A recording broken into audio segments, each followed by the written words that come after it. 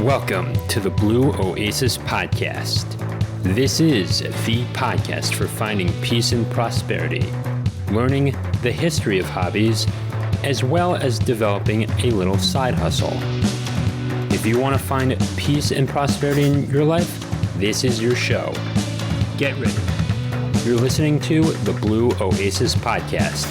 I am your host, Adam Rothstein. All right, let's get to the show.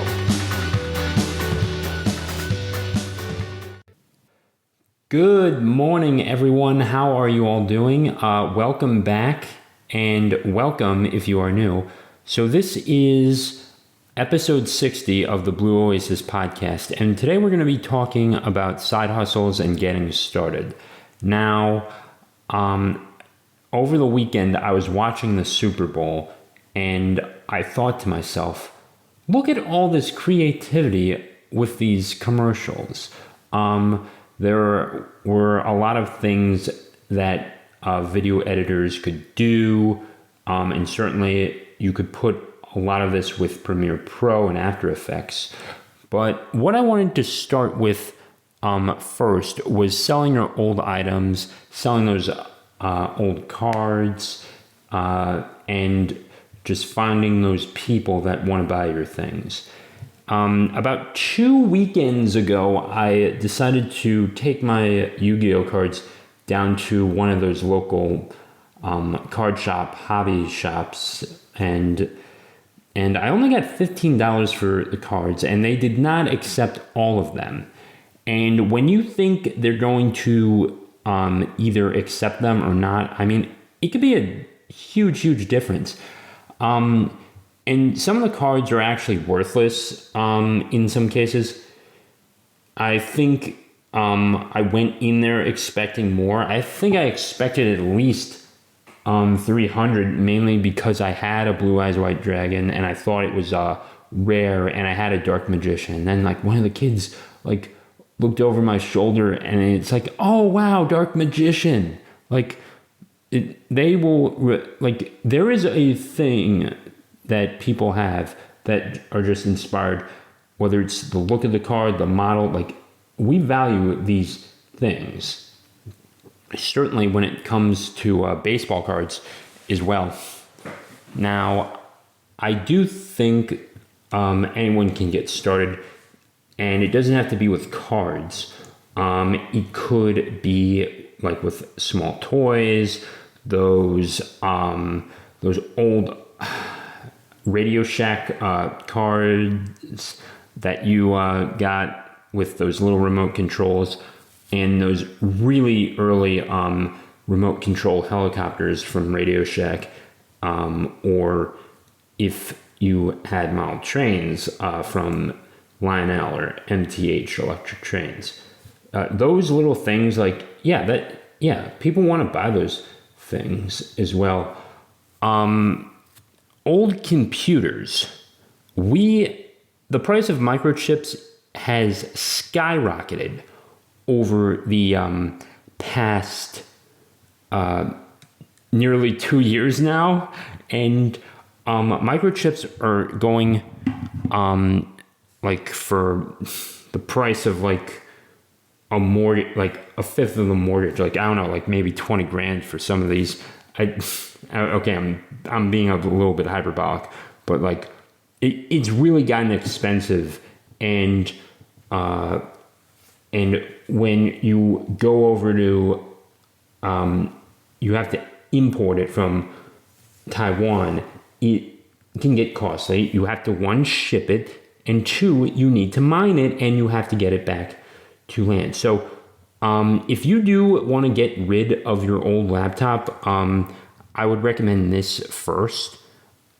Please defrag everything, clear all your files, back them up on a terabyte drive, and just clear everything out. If you want to go to Best Buy and pay someone to do it and just assist you with that, and if you don't know what you're doing, I'd say it's worth it, especially because you could have your medical information on there or any financial information on there, and if someone gets that, it's game over. It is game over. So for security reasons, you are going to be well off if you go to Best Buy or some tech guy and have them assist you with clearing the files as well. And if you're not comfortable doing all that. And some Macs are going for like $500. I have a 2020 MacBook Air, and I'm recording this off of right now. I think it's perfect. It could be worth $500 depending on what model it is, the amount of use. And if you just want to downgrade as well, that's also worth it. There are some computers right now that are worth $200, and you could just even go buy a used computer as well. So remember, these things have value. Other old stuff that could be sold, stuffed animals. I mean, Gary Vee has done this. He buys those old stuffed animals, and he then just flips them. In terms of flipping, I mean, if you start an eBay account, yeah, you could flip them. You could sell your old items on there and just start an account. And of course, eBay is going to take some commission on this. So part of me would rather just drive to the place and just not deal with the headache of eBay taking like 10, 20, 30% commission on my sale. And I would rather go to the seller directly and not have a middleman. It makes no sense to me, and that's why I don't particularly use eBay for the most part. Unless I'm selling an item for over $1,000, I'm not going to use it, but that's just me. And if you do want to sell those items, I suggest sell them for what you think they're worth. You can still find those buyers on eBay and Craigslist and such. Before I go any further, I do want to mention that I was on a podcast on Sunday with Amy Nichols. She is in my Nomad network, and we really went back and forth for about 2 hours. And it was, I did not think I was going to be able to do a 2-hour interview. So I will let you know when that comes out as well. So just needed to get that out there. Okay. Now, selling your cell phones back to AT&T or Apple, getting a commission on that. I say take the money at that point. If you're like downgrading to a flip phone and you do not want to have an iPhone and you're really not fancy at all, I'd say downgrade to a Jitterbug or some flip phone if you are comfortable with doing that. For the most part, if you are not comfortable with an iPhone and you do want to go all minimalist, then you're better off getting the $400 and then spending $40 on a flip phone, and also switching your cell plan as well. You could you'd save so much money too. And that's another thing too, is that you save time, you save money when you do sell these old things, and it saves you the headache. If you've ever listened to the Minimalist podcast, it's like, I didn't need that thing anyway, and I'm getting some money from it, and I'm putting it in the bank or in my Roth or whatever.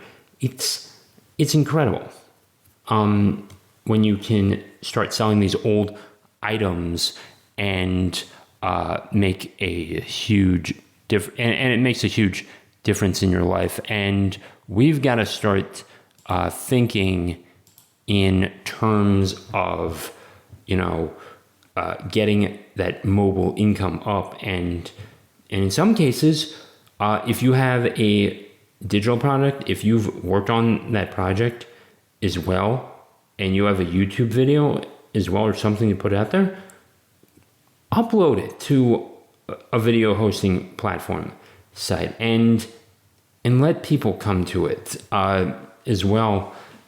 And, you can convert old VHS tapes to DVD or an MP3, an MP4 rather, and you can start a YouTube channel based on some old things as well.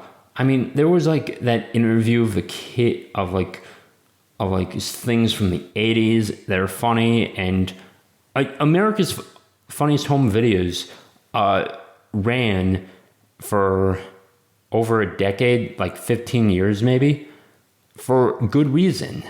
And it wasn't, these videos weren't specific dates.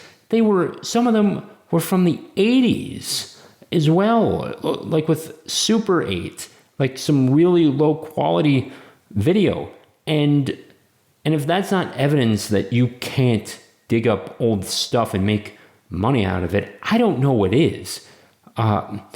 There's going to be NFTs in the future, and I don't know if we're going to put like Joe Burrow and Matthew Stafford on an NFT for like Super Bowl 56 or something, and just have them in a video. But we're going to get to a point where we have like video as NFTs, and they're going to be used as like tickets. Like it's going to be a trailer for the game almost, like on Fox Sports where they have that intro to like the World Series or the game, and you see all these highlights from Mike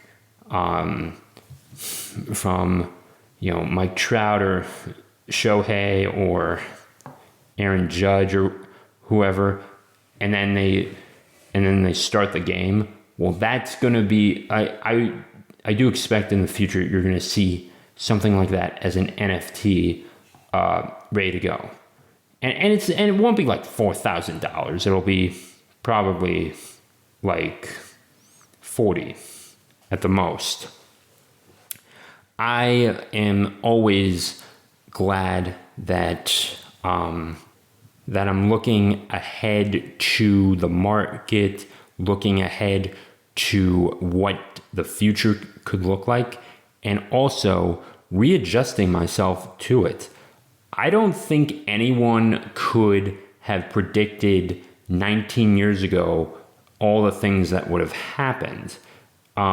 Some things you could predict, and some are obvious, like, that was a bad idea, sort of thing could have happened. It is still nothing short of a miracle how those things have led to this point. I think if people love nostalgia, and there's going to be a market for it, and you can look at the mistakes at the past, see what didn't work for some people, and correct them. And this is also another reason why it is important to read history and also understand some circumstances as to what's going on, and how to apply that to your life.